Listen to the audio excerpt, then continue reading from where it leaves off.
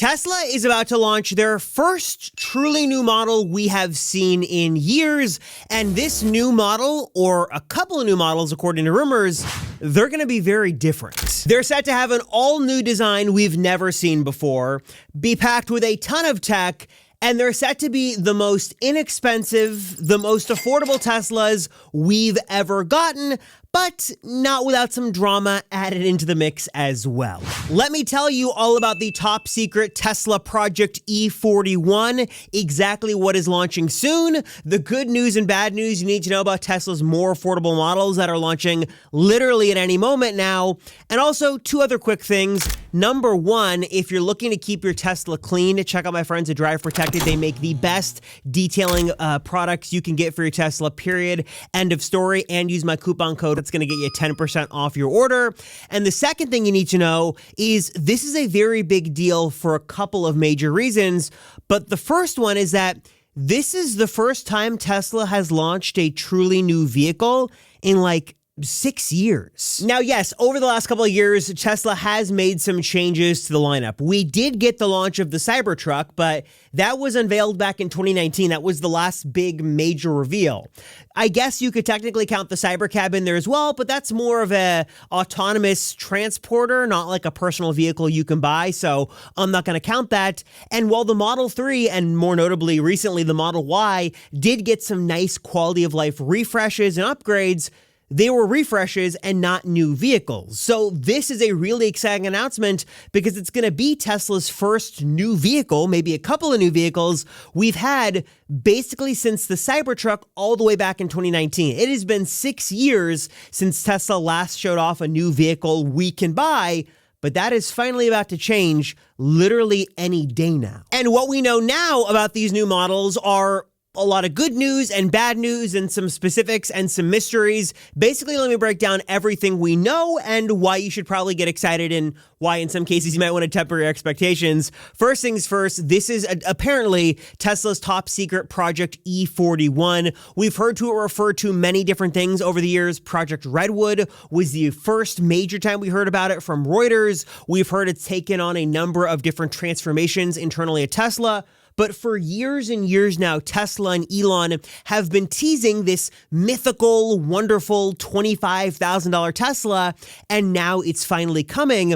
And one of the reasons, particularly this is so cool, is because it kind of finally fulfills the original master plan for Tesla. Basically, long story short, Tesla wants to get everybody driving EVs. So they made a very expensive car, the Roadster, to fund some more affordable cars. So the Roadster funded the Model S and Model X, two high-end Teslas, but still relatively less expensive compared to that first model. Those models fueled the big craze of the Model 3 and Model Y, the truly mass-market Teslas that really changed everything.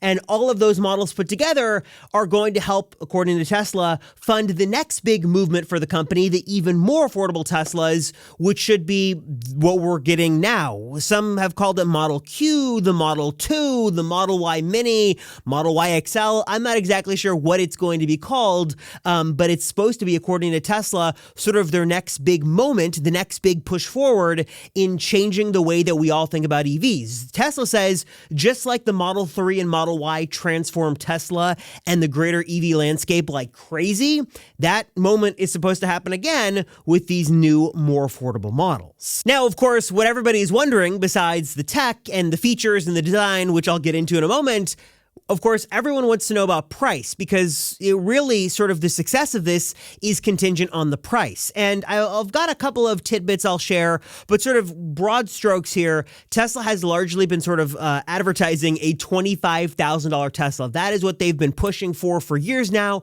That's what they've been saying they've been working on.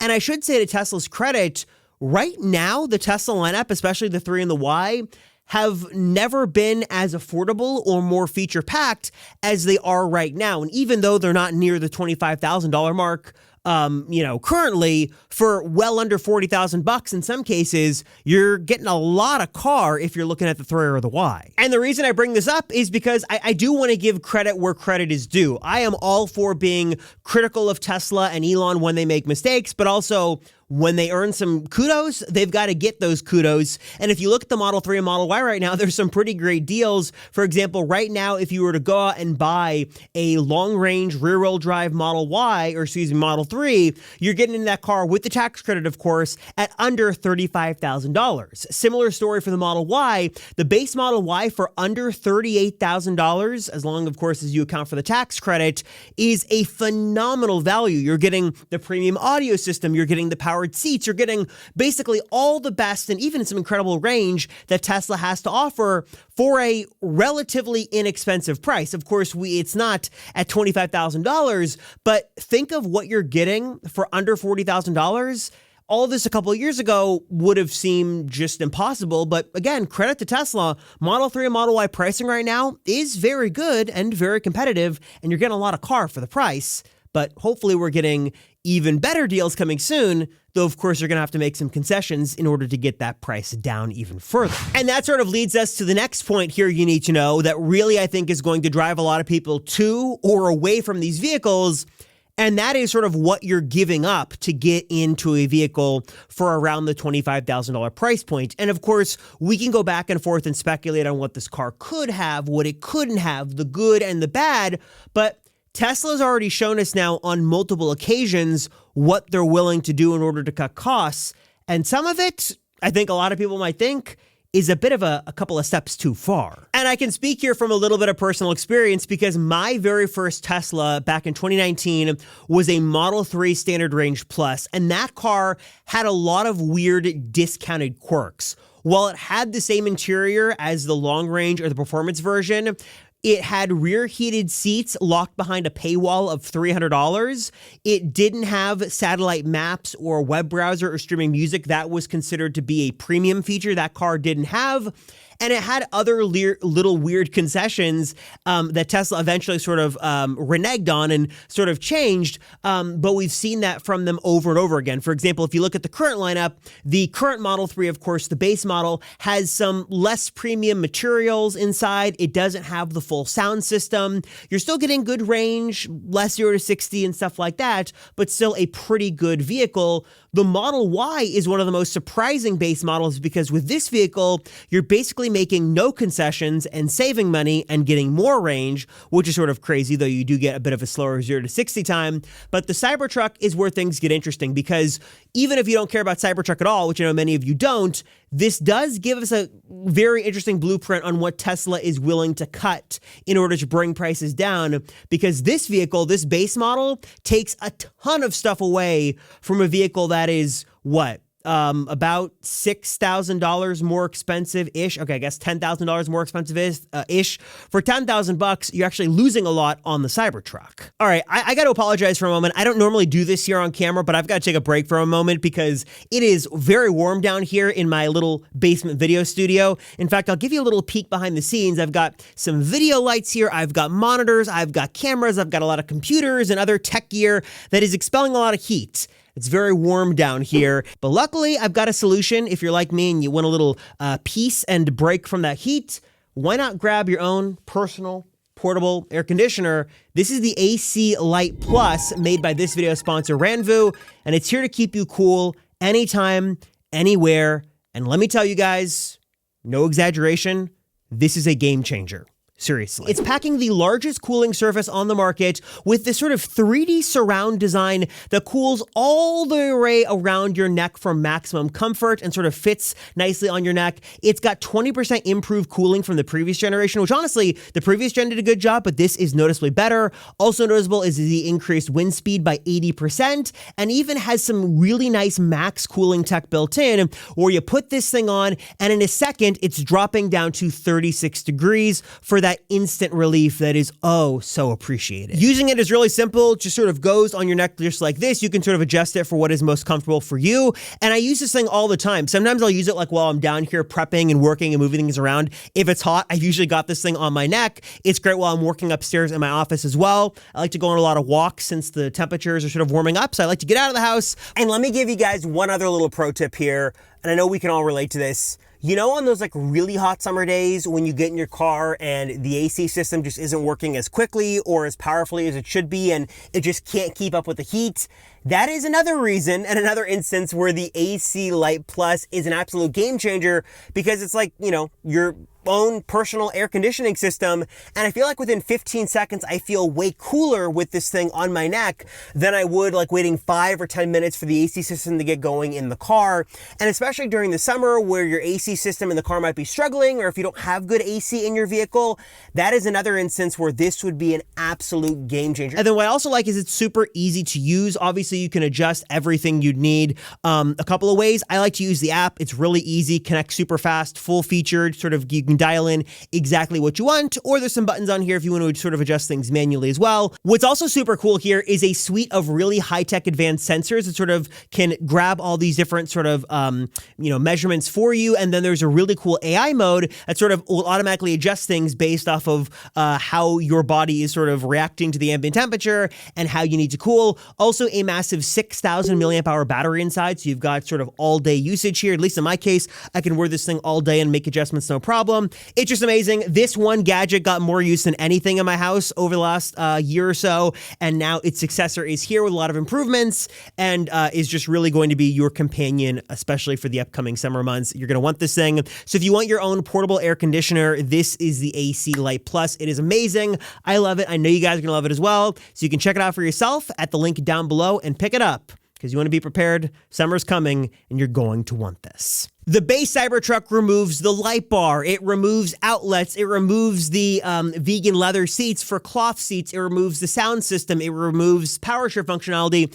It loses a lot in the vehicle. And Tesla basically took a whole lot out of that car in order to bring the price down by $10,000, which many argue was just way too much value you're cutting and losing from that vehicle in order to save, in all things considered, a relatively inconsequential amount given what you're actually giving up. We've seen them do things similar in other markets, like in Mexico, for example. The base Model 3 there has no ventilated seats. It's got no RGB ambient lighting. It has no rear screen. It's got no rear heated seats. Tesla is definitely known in some markets to pull a lot of features out in order to bring the price down.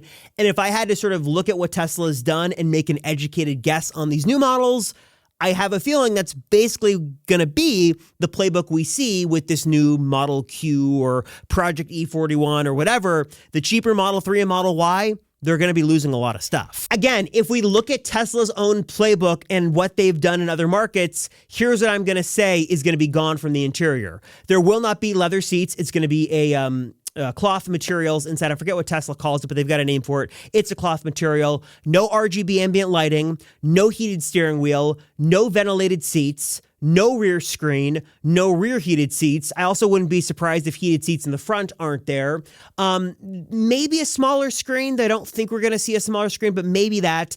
I definitely think we will see a lower end sound system. So this would be missing some speakers. It'd be missing a subwoofer, and it'd be missing some amplifiers. So it wouldn't be a bad sound system, but it certainly would not be nearly as good as what you'd find in the higher end Teslas.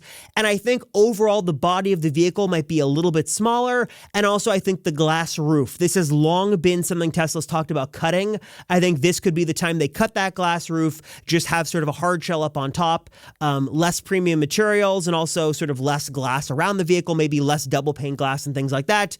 Again, in order to bring costs down and to bring this car, or these cars rather, closer to $25,000. Though with that said, I do think there are some things that will stick around even with this transition. I think that these vehicles will shine in the fact that they will still have great Tesla software. So streaming media, great app support with the phone and things like that. All of that should still be there. Now, of course, you've got to pay for premium connectivity and things like that. But I think if you want the full Tesla software experience, that will still be there on these cheaper vehicles.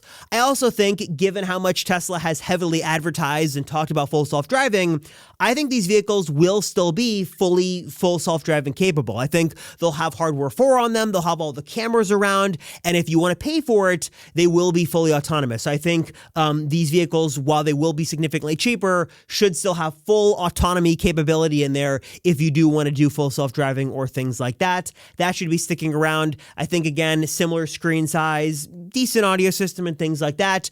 What Tesla has said time and time again, and I think is going to be true here, is it's going to be a similar Tesla experience, just, of course, a little bit cheaper in order to bring the price down. Now, of course, one of the follow-up questions here that we might not know about until we see these cars is if Tesla is going to choose to include some of this hardware and then lock it behind a paywall. So later on, you could pay for more range or pay to unlock heated seats or things like that.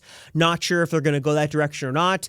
And also, I would assume, of course, you're going to get a smaller battery. You're going to get less 0 to 60 performance here. And also, I wouldn't be surprised if we see like less options in the configurator. So less colors to choose from, maybe only one interior option. Maybe it's only black and no white option, smaller wheels, things like that. Just makes sense, again, in order to bring the price down of this vehicle. And then, of course, everyone wants to know, what is the design of this vehicle going to look like? Is it going to look like the older Model 3? Is it going to look like the Cybercab? Is it going to be some totally out of left field design?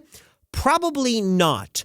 Our best guess right now, going off of Tesla and Elon's own words, is that this vehicle would be reminiscent to vehicles Tesla's already producing, and because they're going to basically share the same production line, they're going to be very similar.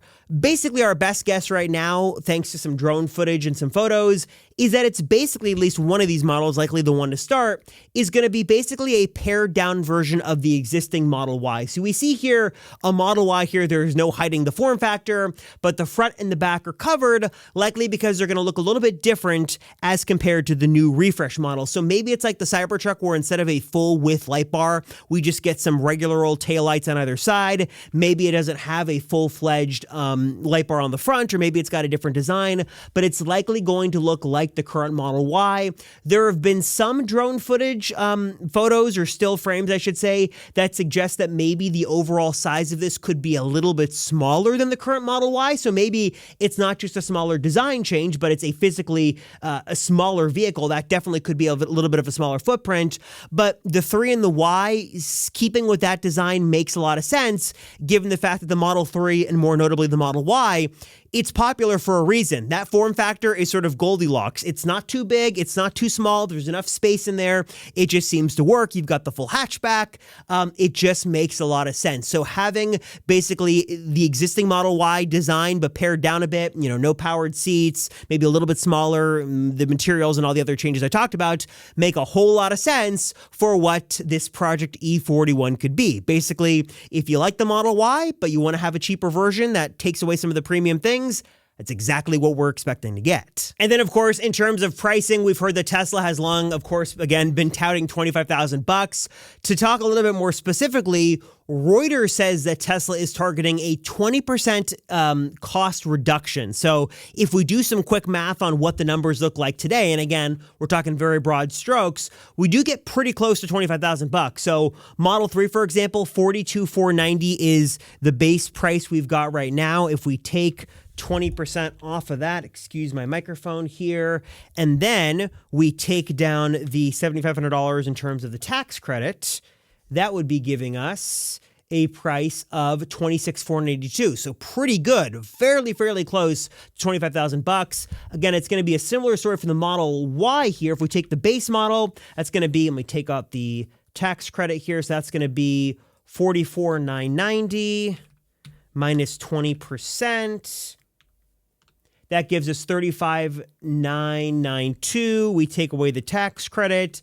That would get us, again, closer, $28,492. So it's not entirely out of the realm of possibility if Tesla was to reduce the price, the cost of production by 20% and to pass that on, that a 20% discount would get us pretty close to 25,000 bucks. Maybe throw in a Tesla lease incentive or a Tesla deal in there, and we could get to like $25,000 or maybe $100 a month lease deal or something. I definitely think Tesla could be pulling some demand levers here in order to bring the prices down a bit more in order to hit that sweet spot of 25,000 bucks or $100 a month lease or something. Definitely think that is what we're going to see. And if Tesla can hit near that, looks like it's going to happen. And then, of course, finally, in terms of release, we're hearing right now that really the announcement could happen at any moment now.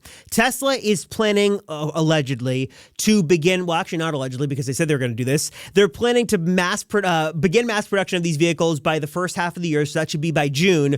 Allegedly, we're hearing they could launch in July, but Tesla has been known on many occasions to basically tease or announce something and take reservations for something before it's actually released. So there is definitely a world in which they make an announcement like ASAP. You could go on there and pre-order it and see what it is. They begin production in June and then deliveries begin in July. That definitely falls in line with what we've seen from Tesla on many different occasions. So that is what I'll leave you with. That is everything we know right now about the cheaper Teslas. Also, before we wrap things up, just want to take a moment to give you guys some deals and savings because I know a lot of you guys are looking for ways to customize or enhance or upgrade your Tesla. So if you're looking for ways to do that, I've got a couple of suggestions for you. One of my favorite ways to protect your Tesla and keep it clean, shiny, and looking great is with some products from my friends from Drive Protected. They've got some amazing cleaning solutions, like probably the best I've tried. If you're looking for a way to easily keep your Tesla shiny, clean, new, honestly, let's just be real. Probably have it looking better than the day you picked it up from Tesla at your local delivery center. They've got some amazing things. And of course, they're your number one place to go for DIY PPF. They've got some brand new solutions for the all new Model Y Juniper, plus every other Tesla in the lineup. So if you're looking to protect the paint on your Tesla, or if you're looking to transform it to a matte finish, this is a wonderful way to go. You can do it yourself. They'll walk you through the process, and you can save a bunch of money in the process by doing it yourself. If you want to learn more, link is down below, and you can use my code Rosenfeld to get 5% off your entire order.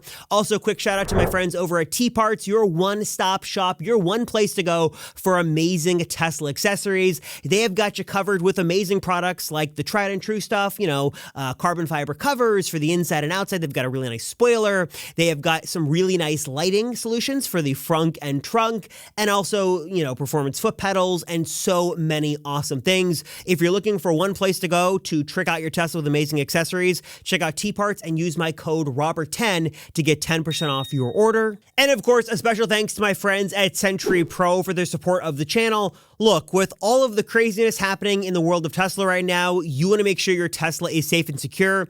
Sentry mode is great, but it's not going to alert you anytime it goes off and captures something, which is where Sentry Pro comes in, because this is what's going to turn Sentry mode pro and useful by alerting you anytime Sentry mode goes off. You get an instant alert on your phone, on your smartwatch, so you can jump in and see exactly what's going on. It's going to work on all your Teslas, uses the official Tesla API, so it's safe and secure.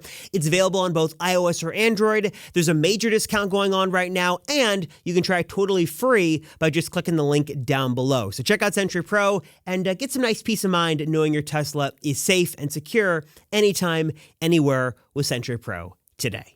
So now I want to know, what do you guys think about this? Are you planning to buy a $25,000 Tesla? Are you into this idea? Are you not? What are your thoughts? What do you think Tesla should cut? What should they keep? What should they get rid of? Let me know your thoughts down below. Thank you guys so much for watching. I appreciate you all as always. And of course, if you want a way to win some free Amazon money, all you got to do is 3 simple things. Like this video, subscribe to the channel, drop a comment down below, and then the keyword for this video, just to have some fun, is going to be Post-it note. Just put Post-it note somewhere in your comment, and I'll do some Amazon gift card giveaways. Thanks, guys, so much for watching. I appreciate you all. I'm Robert Rosenfeld, and I'll see ya in the next one.